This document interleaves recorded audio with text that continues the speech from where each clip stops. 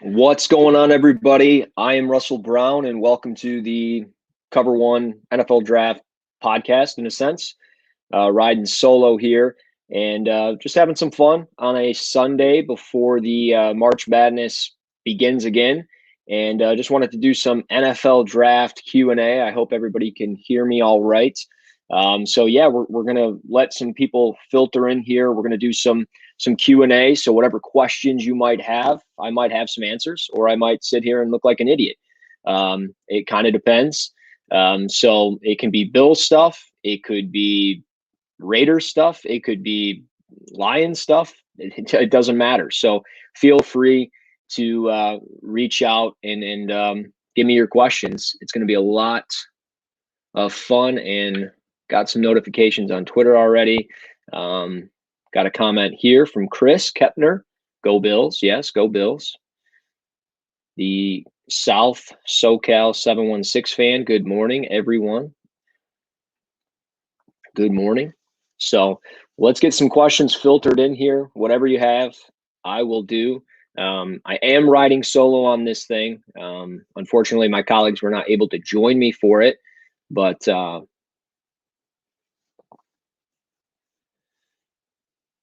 already getting some here. That's all right. We're gonna do the whole solo thing. All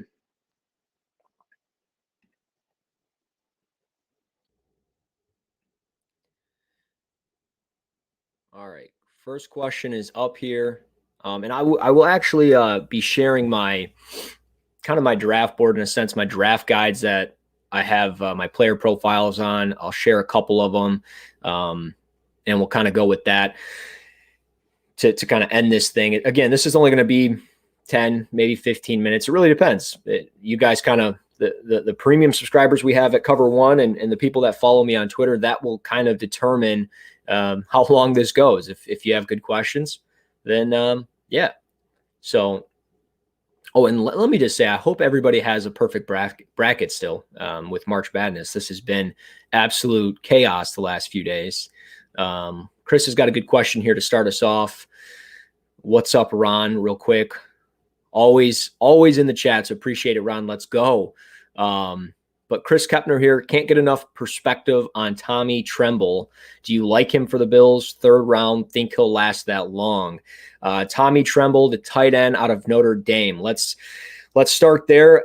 He's a fun prospect. He blocks his ass off. He gives it everything he has. He is an aggressive player when it comes to just outworking everybody. I mean, you can just see that he puts in the time to try to be the best player that he can possibly be.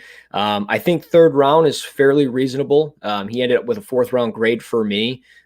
So I think Tremble could certainly be somebody that fits what the Bills are looking for. Is they got rid of Lee Smith, who definitely blocked his ass off. So bringing in somebody like Tremble makes a lot of sense.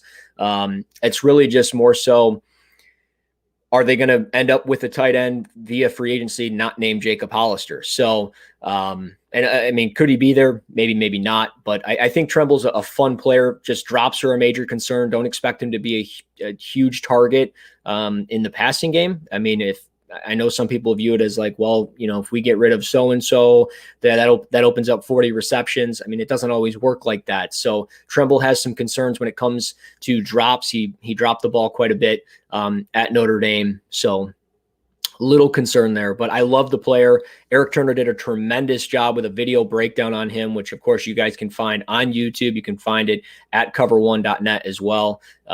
Great stuff there. I mean, you turn on the tape and he pops instantly, just the effort and all of that stuff. From NJD fan for life, New Jersey Devil fan for life. What will the Bills do at the 30th overall pick? I don't know. I mean, it depends on what's there on the board, right? I mean, it depends on what happens with the picks before in this draft, obviously. I think the quarterbacks are going to go fairly early. I think we could see 5 quarterbacks in the top 15. I feel like that's feels like pretty set. I mean, it's really hard to believe that the consensus top 4 of Trey Lance, Trevor Lawrence, Justin Fields, and Zach Wilson. Those guys should be gone by the top 12. And then you sprinkle in Mac Jones somewhere. He'll find a spot, even if he's not going to get really a first-round grade from everybody. There's just a lot to like there. So with me, William Gill comments right there, best player available. I can't disagree there. I think you guys with Buffalo, they kind of have that luxury to be able to draft whatever it is that they want to draft because they don't really have a huge hole. I mean, I know everybody's like, well, they need a speedster at running back. You don't need to spend it on the first round. They need interior offensive line help. Well, you don't really need to do it in the first round if there's a better player available. So I've always said the biggest need for them is getting another edge rusher in there or getting another cornerback in there. I think getting somebody to play opposite of Trey White is huge.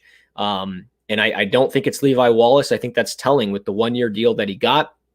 I think Levi Wallace is better suited for the slot anyways, and to compete in there, occasionally maybe playing on the boundary or something. But realistically, I think the guy that you can do is Eric Stokes Jr. out of Georgia. He might be off the board by then just simply because of what he's done throughout this offseason with the pro days and the little combine that he ran. I mean, he's running in the 4.2s. He's got a 41-inch vert, but he's a physical press man corner. I think he'd be tremendous there. And I've said this often, if there is a Pittsburgh defensive end there at 30, Rashad Weaver makes a ton of sense with great length.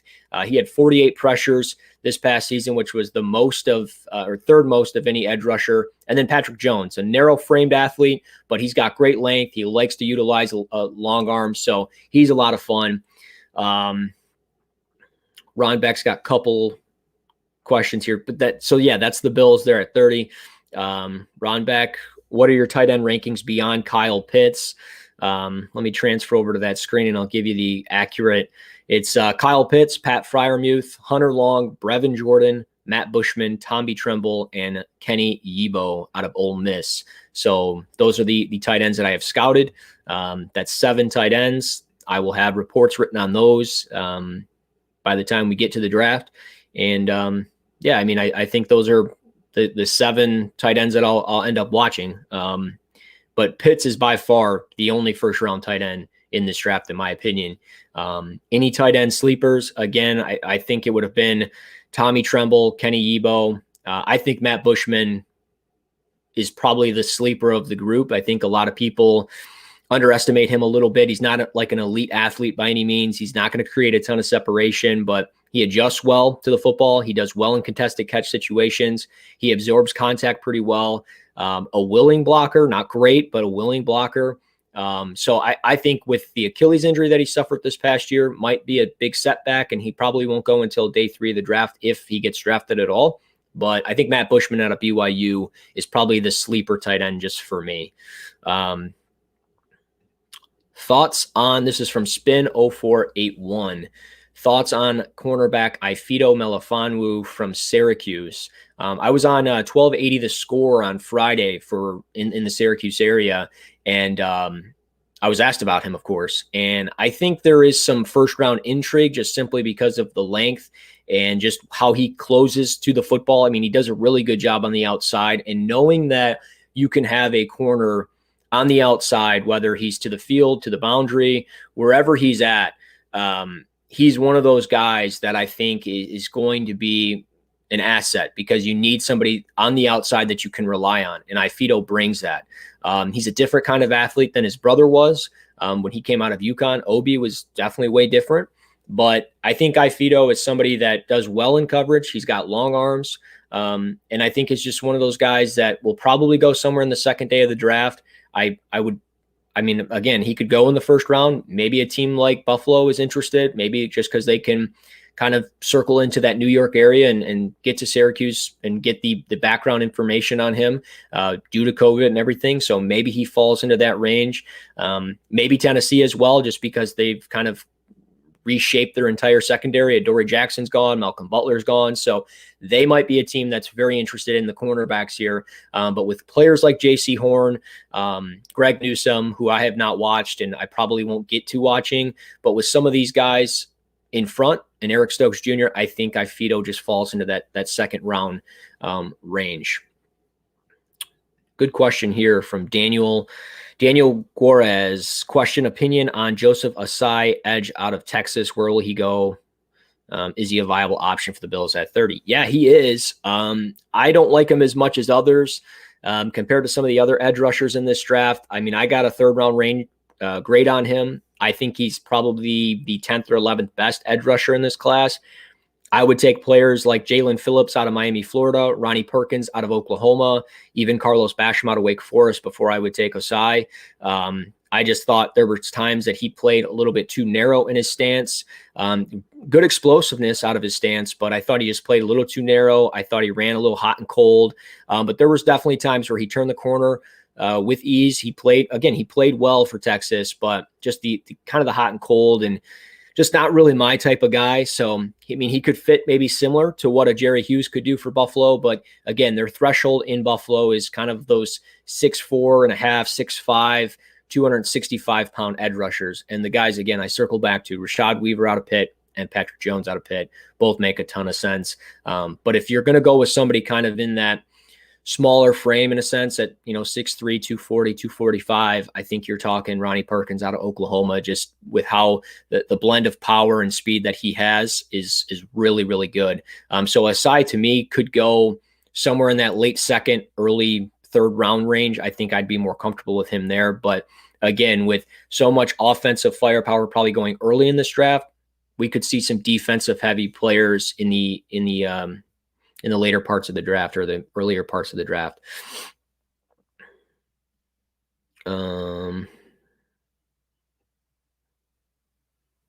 Thomas Burke here. Who do you like in the draft for CB2?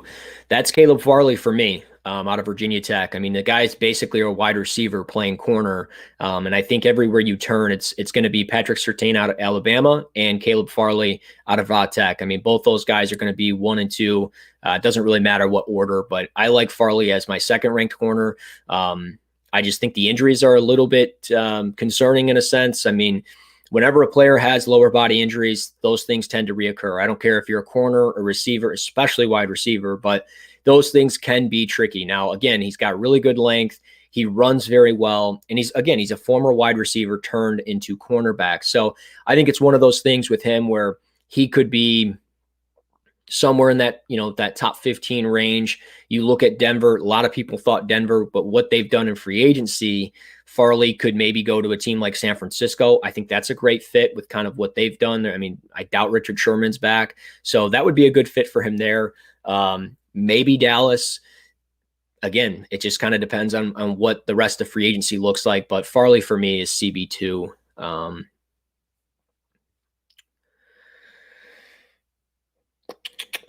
Just going through. I wish I had like music playing. That's probably a better idea next time, huh? Michael Lucas Bushman is going to be a steal. Yeah. Chris Kepner here. Who is the one guy in this draft class that you'd be most excited to see the Bills draft? Man, I thought Eric Stokes Jr. for sure. But just a couple other guys. Javonte Williams out of North Carolina. That's my guy. Absolutely love that guy. One of my favorite players in this class. I think he would be just a great running back fit in the Buffalo system. But with 2 running backs already there, I don't know if he's necessarily going to be on their board, and they'd have to take him at, 30th overall. But I think Javonte's going to end up going in the first round. And I think I keep saying Tampa Bay at 32. So I think that's just a luxury there, but maybe Buffalo's like, hey, we're going to take him at 30. But I'd have to go with the other one I'll go with here, just because I'm going to go with, sorry, I was reading some comments there, but I'm going to go with Kendrick Green out of Illinois. I think he fits the bill for what the Bills look for in interior offensive lineman. They wouldn't have to go in the first round for him, I don't think. But, I mean, with how late some people have been to getting to his tape, including myself. I had his name written down back in October, and I just never circled back to him. And I did this past week, and I regret not doing it sooner. So I'm really curious to see how the NFL views Kendrick Green. But Kendrick Green out of Illinois, just a physical, mauling type of left guard. He has some versatility. I think he can play either guard spot. 3 times this past year, he played center. So Green, to me, with just how aggressive he is, how he looks for work, finishes his blocks, he'd be a great fit for Buffalo, as I've been getting tons of comments and questions via Twitter, via our Slack channel at Cover One, about interior offensive linemen. Who can we bring in to maybe replace Cody Ford or start over Cody Ford or whatever? And I think Kendrick Green, again, Illinois, would be that fit. He had a pretty good pro day as well. Spin 0481. If Kwity Paye makes it to pick 20, do you trade up to get him? I'm assuming that's for the Buffalo Bills. If that's the case, man, maybe. I mean, I'd be a little shocked if he fell there. I think with what the Giants have done in free agency, I think the Giants are showing their hand right now. I think Kwity Paye is probably the top player on their board. To be quite honest, I think that's going to be the guy they end up with at 11. So I don't know if they're necessarily going to see him at pick 20 for Bills fans. But if he does, yeah, maybe you find a way to get up there. But is Chicago willing to trade out of that spot? I mean, Chicago has a lot of needs, so it makes sense if they move back and get some more picks. But again, they need playmakers and they need them desperately. If you move back 10 spots, I mean, you're talking about some playmakers probably going by you and not getting back to you on your, first pick at 30. So I mean, to be honest, Chicago could probably use a player like Kwity Paye as well to play opposite of Khalil Mack. Let's be honest. I think that'd be a good fit for them. So Ron Beck bringing in a Lions question for me as he sees I'm wearing the Michigan State jersey. Who do you want Detroit to draft with their top pick? I really don't care. Just draft a good player. That's all I ask for. They have so many holes, so many needs. I don't know. I mean, I don't know what they're going to do. They're outside of the Jets. I think they're the biggest wild card in the top 10 of this draft. I think every other team you can kind of pinpoint to 2 or 3 different players. With Detroit, you can pinpoint literally 10 or 15 players, and it all makes sense. I'm not a fan of them kind of double dipping in back-to-back drafts into cornerback. I would have been more comfortable with Jeff Okudah at 7 last year rather than a corner at 7 this year. But it is what it is. So I think if anything, Micah Parsons, they need a playmaker at linebacker. They've kind of gotten rid of the one guy that they've had over the last few years, and Jared Davis, he's gone. He goes to the Jets. So I think a playmaking linebacker makes is just a big need for them. It makes a ton of sense. So Parsons, if Jamar Chase is there, I'm running to the podium at wide receiver. And I think wide receiver is probably the direction they end up going, just judging by the contracts that they have currently at wide receiver. I mean, Perriman's a one-year deal. Tyrell Williams a one-year deal. Marvin Jones and Kenny Golladay are gone. So I think they're going to look at probably a Jalen Waddle, Devontae Smith, or Jamar Chase. I'm interested to see what they think of Trey Lance. I mean, they went to his pro day. I think that makes a ton of sense for what they're building. I mean, I think you need to look ahead beyond Jared Goff. So Trey Lance, I would think, is a home run, but I don't know if he's going to be there at 7. So we'll see. Adam D with question, best reasonable cornerbacks worthy of pick 30. I kind of circled this already earlier, but I'll go back to it. I think, again, Eric Stokes Jr. out of Georgia would be a home run at 30. JC Horn as well. I love just the physical nature that he plays the game in. He's a bit of a trash talker, can get grabby at times. It's going to lead to pass interference calls that Bills fans are going to hate, but I think he's a good athlete. And I think just in man coverage, the press man coverage skills that he has, and with that length, it's really hard to pass on. So I think those would be the 2 best ones. Greg Newsome, again, is getting a lot of first round buzz. I haven't watched him enough to give really a thought on that, but I trust some of the other people out there that are saying he's worthy of it. So we can roll with that. I mean, I saw him live a few times this year, but not enough to be like, yeah, no, he's for sure. So that would make a lot of sense. Nathan Hess here. I would love a no-fly secondary. I think we all would, brother. No doubt about it. Ron Beck here. Will AVT, that is Elijah Vera Tucker, be gone before pick 30? Yes. He's my second ranked interior offensive lineman.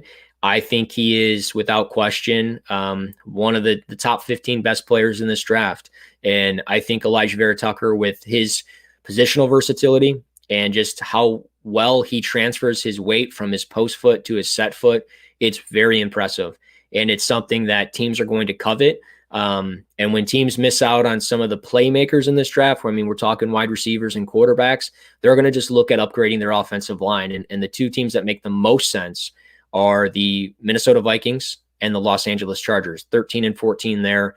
And I mean, you could even maybe throw the Patriots in the mix as well at 15. I know they've spent some resources on their offensive line over the years, and they've got still a pretty good unit, but Marcus Cannon is gone. Joe Thuney is gone.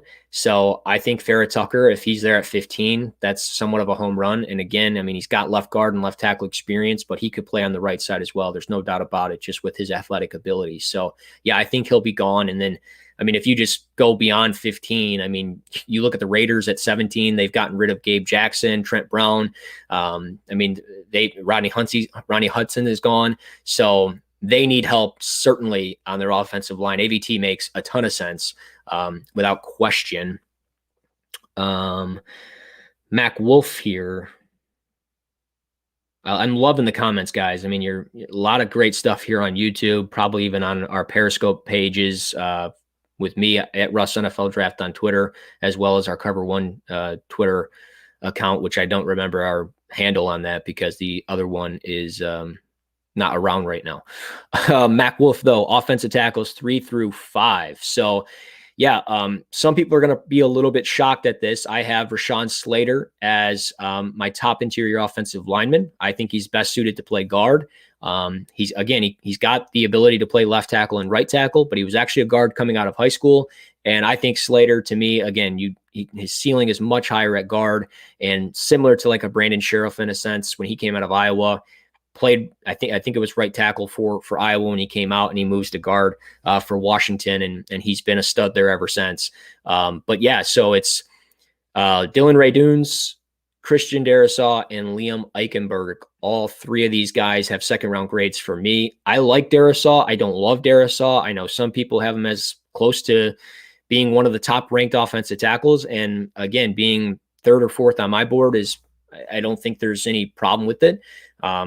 He's had some nagging injuries in his career as well. I mean, I've talked about injuries with some specific groups so far, like wide receiver and cornerback, but Darrisaw has some injuries as well. He's had ankle and knee injuries over the course of his career. He's played through them, but I think it's certainly held him back in a sense. I think the natural athletic ability is there. He's not as athletic as other offensive tackles in this class, like a Dylan Ray-Dunes, but he is powerful. He can move players out of the way, defenders out of the way with ease. And I think he's a really fun player to watch. But and he'll probably go in the first round. Don't get me wrong. I mean, he's probably going to go in the first round. And this is a weird draft as far as you're not getting a ton of players with first round grades. I mean, normally I end up somewhere between 20 and 25.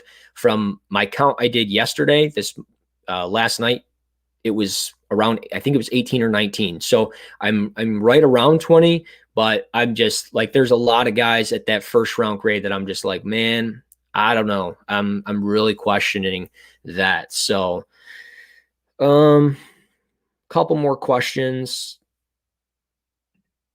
Anthony Romeo, what's up, brother? How do you rank the tight ends, and where do you think they will be picked? Brevin Jordan is my draft crush. Nice work on the Hoof podcast this week.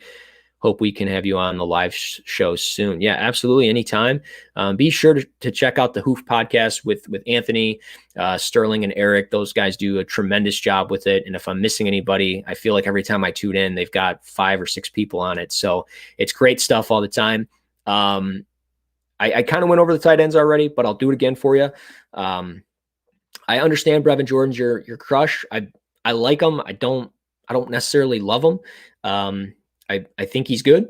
I don't think he's great, but it's Pitts, Freiermuth, Hunter Long, Brevin Jordan, Matt Bushman, Tommy Tremble, and Kenny Yubo as my 7 tight ends. And I might get one more in there. I doubt it. I mean, to get a full grade, I don't know. I'm trying to push out this draft guide right now and get this done by the first week of April. That's the plan right now, which is going to be the exact same thing as you guys saw last year. It's going to be a little bit different. I think it's a lot cleaner this year. It looks a hell of a lot better. But yeah, it's going to be free to download on cover1.net. I've considered maybe making it like $5 and donating the entire thing to charity. I don't know yet. Maybe I will. But with COVID and so much going on in the world, I really just feel guilty charging anybody to read a draft guide. I don't know. I do. So it is what it is, but you can definitely find it on Twitter at Russ NFL Draft when it drops. You can also find it on cover1.net. I'm shooting for the April 1st deadline, but it might get pushed back a week just because that's the week of my son's birthday. So I might push it back just to be a good dad. T-Dope 768, another running back at 3 ?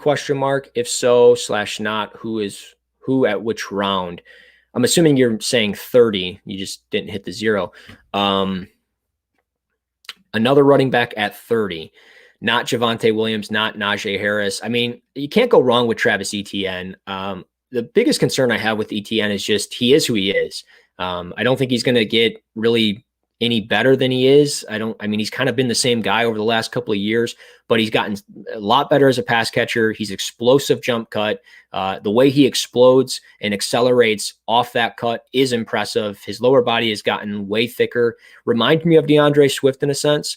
But for the last 2 years, every time I watch ETN, I see a second round running back. But if the Bills took him at 30, again, it's that luxury. I think that would really complete them. Out of their backfield, when you have Singletary, you have Zach Moss, and then you throw in ETN. But again, when you already have 2, I think, well-established running backs, you don't need to necessarily take a first-round pick on one. You can probably look somewhere in the mid-rounds. Maybe you look somewhere in the second round, like a Michael Carter. Maybe you find Jarrett Patterson in the 3rd round. Maybe Chuba Hubbard,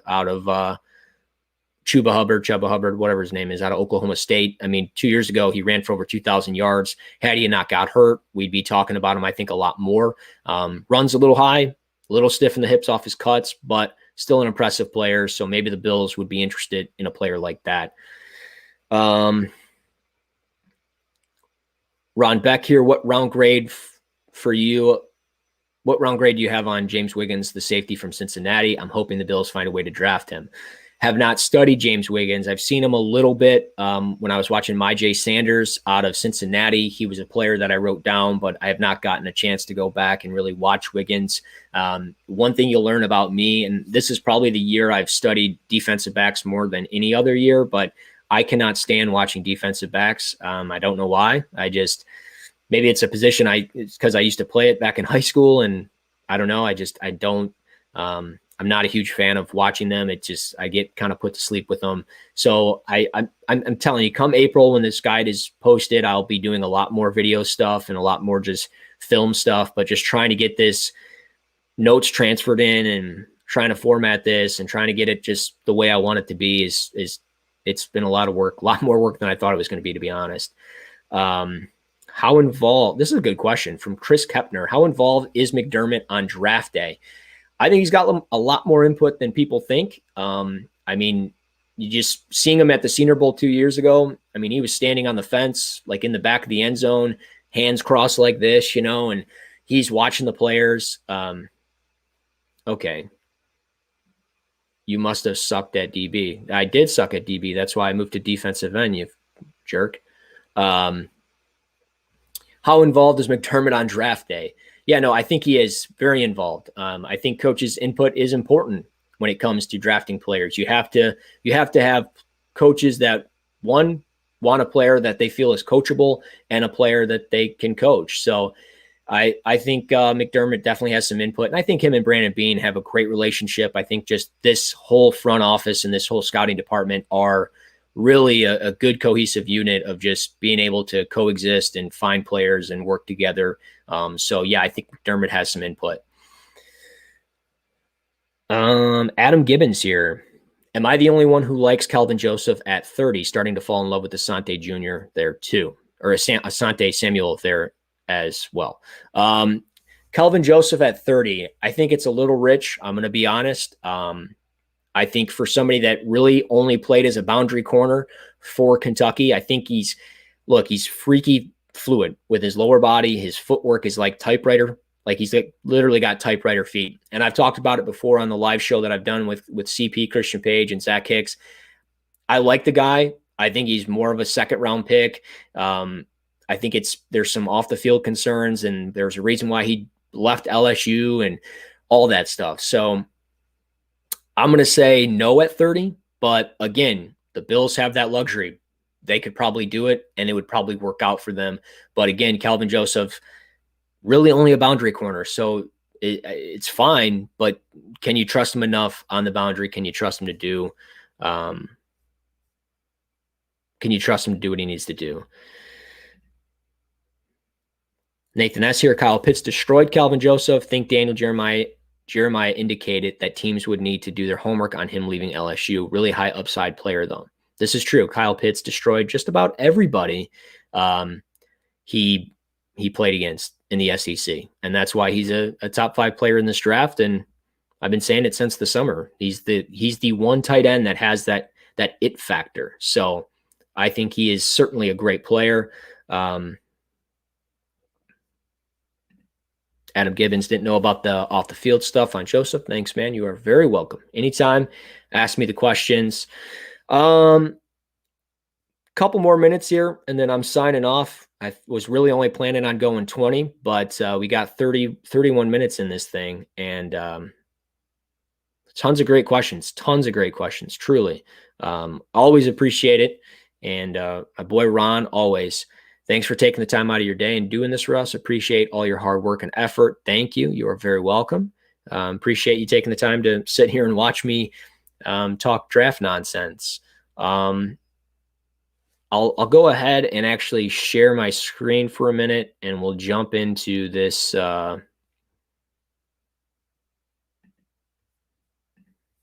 draft guide of mine real fast. I'll just kind of show it for a quick second. We'll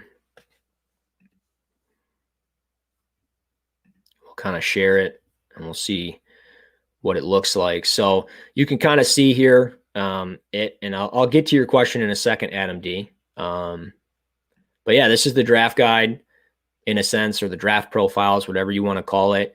I think it's pretty clean. All these graphics I'm making myself, and I'm always like real happy and nerdy about this stuff, because the fact that I'm able to do it myself is really cool. But you got the overall projection, you got some positives and negatives down on the left side, some info. I wish I could add more, like some statistics. Sometimes that'll be in there and all that good stuff. Yes, I'm doing some pro comparisons this year, not on every single player, but on some. And, it's going to be a lot of fun. I'm super excited about it. And, yeah, I mean, it's probably going to be about 115 players, maybe 120. Last year I did about 150, and it took me close to, it took me, I think, all the way until close to the draft, and last year I did it kind of last minute type thing, but it's just one of those things. So I'm super excited about it. I hope everybody enjoys it, because I definitely enjoy writing these things up. And I like doing things in article form, but sometimes just writing an article, I get bored with it, I guess, in a sense. So this is really cool. And if I end up doing something like donating money for charity or something, then it's even for a better cause. So we'll see what happens. Again, it's not going to be $25 or something. I mean, at most it's going to be $5. I've even considered putting it for like $1 and just saying, screw it. But I feel like having people go through the trouble of Venmoing or PayPaling me $1 is a bit much. So I like to, I don't know, free is maybe the way to go. So a couple last questions here, and then I am legit signing off.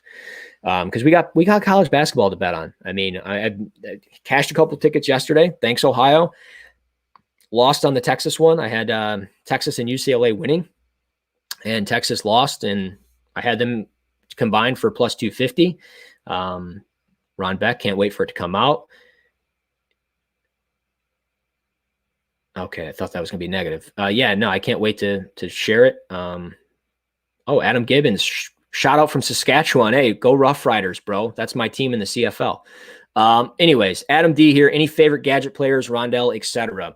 Yeah, I mean, I think the two most common Gadget players we're going to see in this draft would be Rondell Moore out of Purdue and Kadarius Toney out of Florida. I would take Toney just for the simple fact that Toney doesn't have the nagging injuries over the course of his career. I mean, it's crazy what Rondell Moore did to, as a freshman two years ago. And it feels like he's been at Purdue a lot longer, but just with the injuries and obviously this year with COVID, it just was a really weird year for him. But with Rondell Moore, I feel like what you see with him is truly what you're going to get. And it's not bad, but I just feel like Toney, you can do so many different things. You can run him in and out of the backfield, all kind of ways. And it's truly a ton of fun to watch him play. The other one would be probably Amari Rodgers. Probably the most common one is more of that gadget player. You see him line up at running back. He did reps out of the backfield multiple times at pro days and senior bowls and stuff like that. So Amari Rodgers, I've been really high on this entire time. He's built like a running back. He plays slot receiver. He's incredibly efficient after the catch. So I would say those are the top three, and those would be the guys that I take. I mean, I haven't done, the deep dives into guys like Austin Watkins and stuff like that. So Daniel Guarez here, where in the draft do you think the Bills may address the O-line? What players? Well, I mean, I'm not opposed to them doing it in the first round. Like I said, this team has the luxury of drafting whatever they want. I think that they could look at somebody like a Brady Christensen out of BYU, an athletic player. I think he could play that swing tackle in a sense. So maybe they look at him somewhere in the third round. Maybe they take him in the back end of the second round. It just depends on what the board looks like. Again, I've said Kendrick Green out of Illinois would be a home run for them, I think. Next would be Aaron Banks out of Notre Dame. I think he is just incredibly powerful. The grip strength is insane. I'm probably a lot higher on him than anybody else. And then next, I'll say Robert Hainsey out of Notre Dame as well. Just Hainsey is a guy that plays right tackle. I think he's going to move inside to guard. But again, I mentioned swing tackle earlier with Brady Christensen.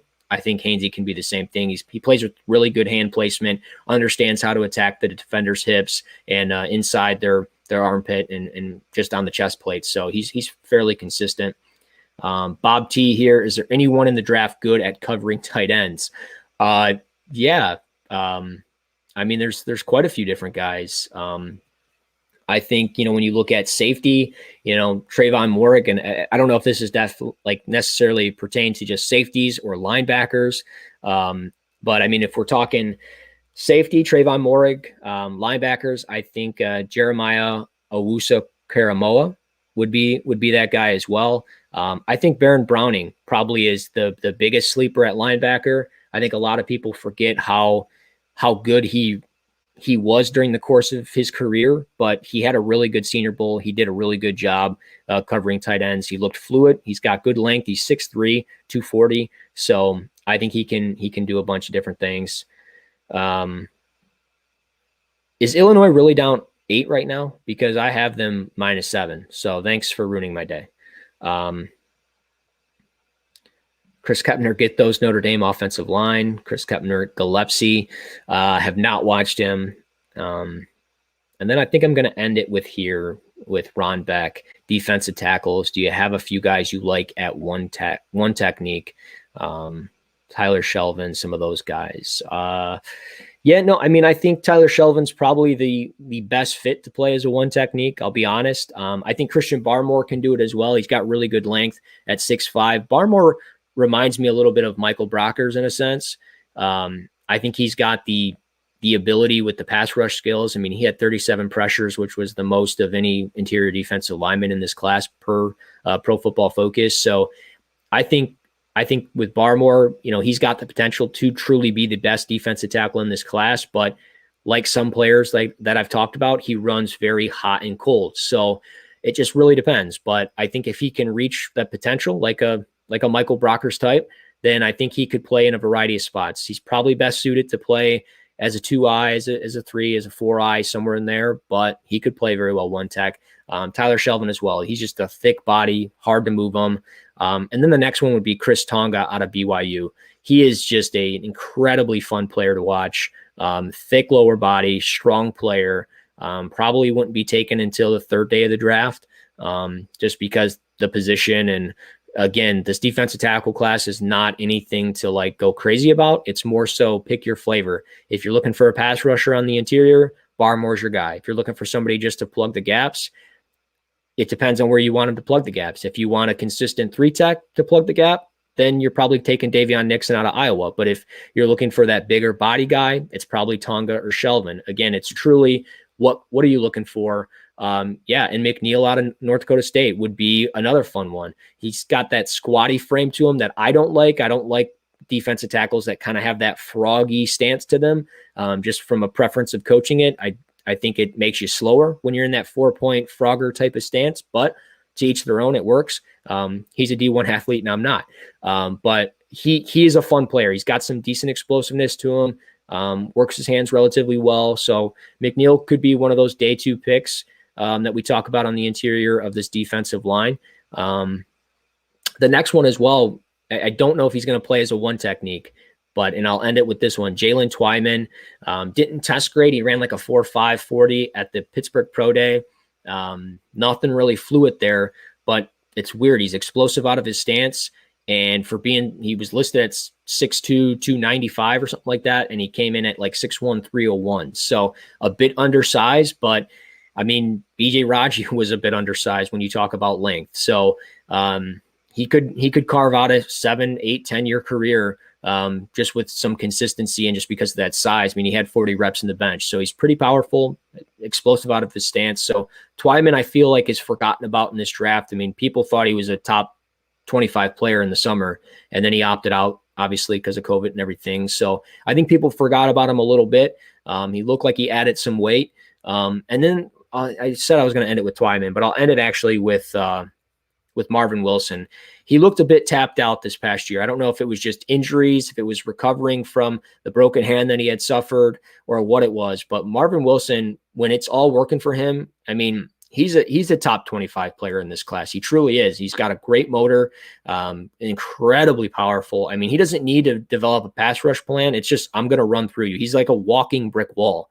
So I think Marvin Wilson, again, is probably going to go somewhere maybe late day 2, but it wouldn't surprise me if he was the early day 3 pick, but the upside is there. So if somebody can figure it out with him, then I think we're talking about a very talented defensive tackle. So those are the D tackles. You're going to get all that stuff in a couple of weeks, maybe sooner. I'm shooting for April 1st. So I got like 11 or 12 days to get it done.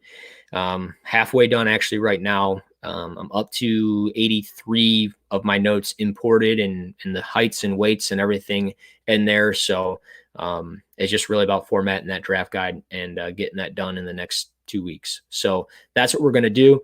I appreciate everybody following me. You can obviously see it on the ticker there. Follow me on Twitter at Russ NFL Draft. Be sure to check out our Cover One YouTube page, our Cover One just website, cover1.net.